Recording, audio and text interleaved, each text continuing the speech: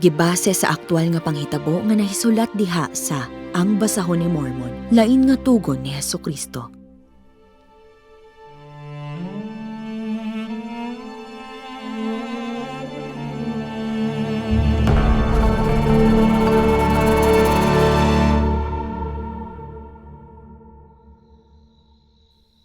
Ang Ginoong Diyos mihatag sa tao, nga siya mulihok alang sa iyang kaugalingon.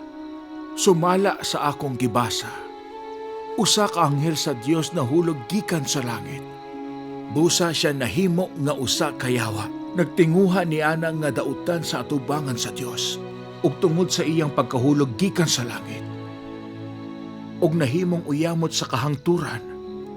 Siya usab nagtinguha sa kauyamot sa tanang katawhan. Busa siya miingon kang Eva, kaon sa gidili nga bunga ug dili ka mamatay. Apan mahimo kang sama sa Dios, masayod sa maayo ug sa dautan. Ug human si Adan ug si Eva nakakaon sa gidili nga bunga, sila gihingilan gikan sa tanaman sa Eden aron sa pag-ugmad sa yuta ug sila nanganak. Sultihi sila nga nung gikinahanglan kini. Kung si Adan wala pa makalapas, siya dili unta mapukan. Apan siya magpabilin unta sa tanaman sa Eden. Sila dili unta makapanganak.